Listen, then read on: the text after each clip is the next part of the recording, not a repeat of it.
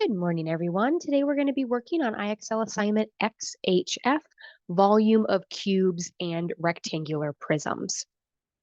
Before we start talking about volume, though, I want to do a quick refresh, a quick recap on area. So when you're dealing with the area of a square and a rectangle, even though they are two different shapes, we can use the same formula for both.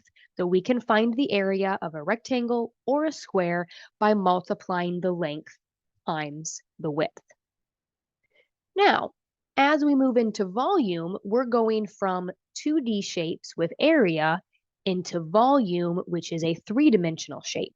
So a cube is a three-dimensional square, and a rectangular prism is a three-dimensional rectangle. Now, when we are going to that 3D shape, we are going by adding a height to it. That's that extra dimension, is we now have a height. So to find the volume, it is a very similar formula, only now we are taking length times width times height. So because we have that extra dimension, we have that extra measurement, we have to multiply by height. So hopefully this will be something that you can quickly pick up on since you are already familiar with finding area. We just have an extra number that we need to multiply by to get our volume of either our cube or our rectangular prism. Now, one quick thing I wanted to share before we hop onto IXL is there are, other ways that you can find the volume of a cube or a rectangular prism. Another formula you may see out there is volume is equal to base times height. That's really the same thing because your base is that bottom. So it's just you taking the length times the width to get the base and then multiplying by height. So it ends up being an equivalent, basically the same formula. And then another way that you could, calculate the volume of a, cube or rectangular prism is by using unit cubes. That is another possibility as well. We're not going to go through that in today's video, but just wanted to make sure that you were aware there are, two different versions of the formula, and then you could use unit cubes as well. All right, without further ado, let's hop on over to IXL so we can use this formula to help us find volume. All right, here we are on IXL, assignment XHF, volume of cubes and rectangular prisms. So we're being asked to find the volume of this image here. First question, is this a cube or a rectangular prism? And how do you know? Hopefully you said cube. And even though it doesn't really matter when it comes to finding the volume, it is important to recognize and remember that since a cube is a 3D square, it means all of the sides are the same. So that's how I know that this is a cube, because the length, the width, and the height are all the same measurement. And so that tells me that this is a cube versus a rectangular prism. But the nice thing is our formula for finding volume is the same regardless. We can find that volume by taking length times width times height.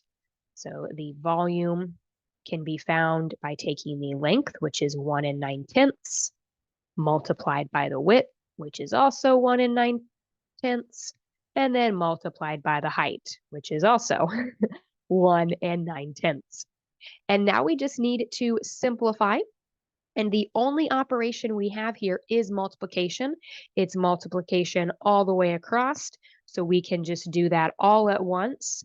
And if you are taking if you are in Florida and you're taking that FAST test, you do have access to a 4-function calculator on the tests, which means for this assignment, you do have permission to use a calculator to do this multiplication. So when we multiply 1 9/10 times 1 9/10 times 1 9/10, we get a volume of 6 859 thousandths. And there are no directions here in regards to rounding. So we will just go ahead and enter our answer as is. without any rounding since there's no directions on that. The other thing I do want to point out real quick before we hit submit is IXL does have the label for you.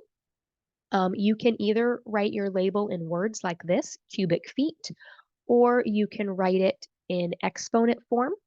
And the reason that we call it cubic, which is, kind of a shorthand of the exponent of a 3, we can call that feet cubed, is because we are multiplying 3 different measurements. We have feet of the length, feet of the width, feet of the height. So feet times feet times feet. We are multiplying that 3 times, which is why we can express it with the exponent or in word form. So whenever you're finding the volume of something, your labels are always in cubic measurements, or your labels are always cube. All right, so next up is we want to find the volume of this shape. Is this a cube or a rectangular prism? Well, in this case, it's an example of a rectangular prism because we can see that your length, your width, and your height are not all the same. They're not identical, so this would be a rectangular prism. But that's just kind of, an extra bonus question there because the formula for both is still just simply length times width times height. So when we look at our, image here and we want to label our length, our width, and our height, the nice thing is, even though it, helps to be accurate, typically your length and your width are, what make up the base. And then your height is considered, how tall it is.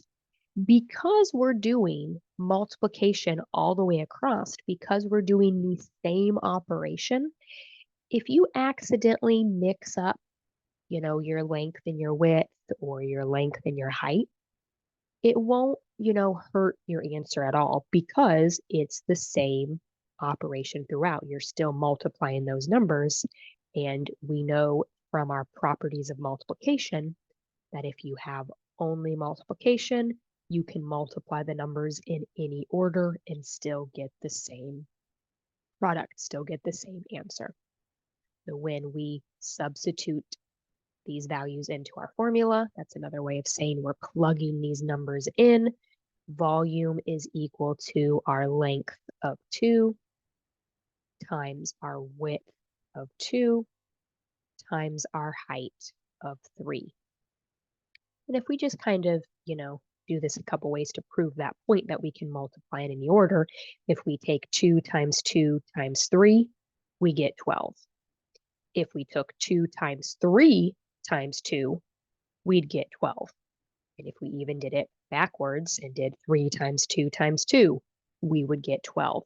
So that's kind of why if you accidentally mix up, labeling and you say that, the width is the height and, this 3 is the width, it won't really affect your answer. So if that was something you were kind of worrying about, how I knew which was which, hopefully that brings you a little bit of calm that if you mix them up, it won't hinder your ability to get the answer correct. All right, so we've found out that our volume of this rectangular prism is 12 cubic inches, and I just realized I forgot my exponent on my label, 12 inches cubed, and now we have our correct answer here. All right, now that we've done a couple of those examples, let's step it up a notch, because when you start to get about, halfway through your IXL skill, you'll start to get problems where you are missing a side length. And there's, a couple different ways that you could, show your work to find your answer. I'm going to show you the official way, but if you do it using the same steps, just a little bit more maybe in your head and not necessarily writing down all the things that I do, that's okay. It'll probably, still line up with what I'm going to show you today. So when we read through this, it says the volume of a rectangular prism is 2 cubic inches. What is the value of R? So when we look at this, we can see that we're given the length, we're given the width, but we don't know the height. That is unknown to us. That's what we're trying to find here with the value of r, is we're trying to find that height. But thankfully, they did give us an extra piece of information by telling us that the volume was 2 cubic inches. So when we look at our formula for volume, it says volume is equal to length times width times height. So although we're trying to find something different this time, we're trying to find a missing side, we can still use that formula. We can still substitute, we can still plug in the values that we know. So this time, our V is not going to remain a variable because we know the volume. The volume is 2. And then that is equal to our length of 1 times our width of 2 times our unknown height. Now we just need to simplify this and solve for our height. Or I guess technically speaking, we should probably label this with R since that's how it identified the information. Well, when we have this here, we have a variable there, but anytime you can simplify, that's the first thing you want to do. So we can go ahead and simplify by doing our multiplication of 1 times 2 here. So that gives us 2 is equal to 2 times r. Now we have a one-step equation. What do we need to do to solve for r? How can we get r by itself? Well, we do inverse operations whenever we're trying to get rid of something and move it to the other side of the equation. So the inverse of multiplication is division. So we're going to divide both sides by 2. 2 divided by 2 is 1. 2 divided by 2 is 1. So we're just left with 1r. And 1 inch is our answer. 1 inch is the height of our rectangular prism here. So before I did this, I had talked about how you guys may do it similarly, just kind of more in your head. And what I was referring to is, if you were looking at this and saying, oh, I just need to multiply and then divide, that is correct. So you may not have written it out in the formula form like I did, but if you still did those steps, then assuming you did them correctly, it would have led you to the correct answer because we are multiplying the pieces that we know, but then we have to divide to get that unknown height to figure out what that missing number is. All right, let's try one more of these before we close out our video. All right, another one like that. So we're told that the volume of the rectangular prism is 24 and 6/10 cubic yards. What is the value of Z? So if we look through this, we have a length of 3 yards, a width of 2, and what we're trying to find is Z. We're trying to find that height. But thankfully, we were told what the volume is. So we can substitute all of these values in for our variables. So V for volume is 24 and 6 cubic yards. Our length is 3. Our width is 2, and then our height is unknown. The problem is using the variable Z for height in this case. All right, first thing I notice is I do have some multiplication there where I can simplify. So 3 times 2 is 6, so we're left with 24 and 6/10 is equal to 6Z. How do we solve for Z? How do we get that Z by itself? We need to divide both sides by 6. And like I said earlier, it doesn't matter that it's, a decimal. Don't let that, bother you because you do have permission to use that calculator. And we get an answer of 4 and 1/10 is equal to Z. So we have a height of 4 and 1/10 yard. All right, it is now your turn to actually, let's do one more type of problem. Let's find one where we are missing a side length of a cube and do one of those, and then we'll close out. Just remembered that we had forgotten to do one like that. All right, so I did realize that on this IXL assignment, there may not be any that, require you to find the side length when you're given the volume of a cube, but I still wanted to go ahead and show you how to do that because it is, important information. And um, I had said that we were going to go over it. So if you are given a problem like this and it says the volume of a cube is 27 cubic feet, what are the side lengths? Well, we know that if it's a cube, all three of the side lengths will be the same. So the length, the width, and the height are all going to be the same number.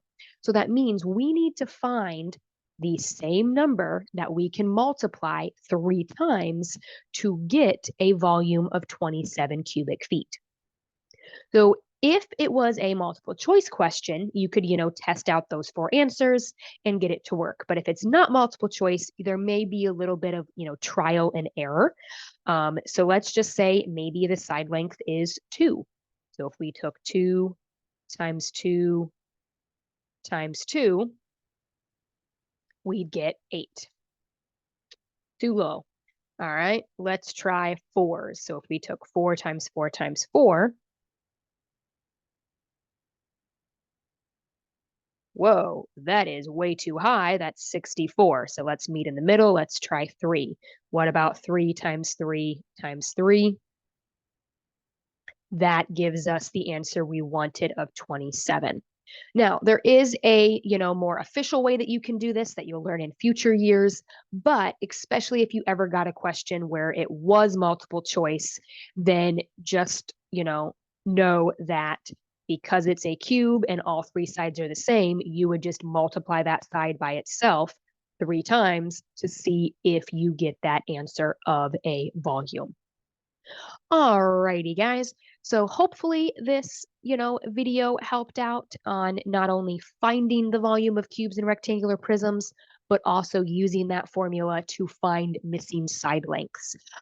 Remember that IXL has a wonderful video for you that you can watch as well. So definitely check that out if you still have some questions regarding this topic. And if you need anything, please reach out to your teacher. Otherwise, good luck. I know you got this.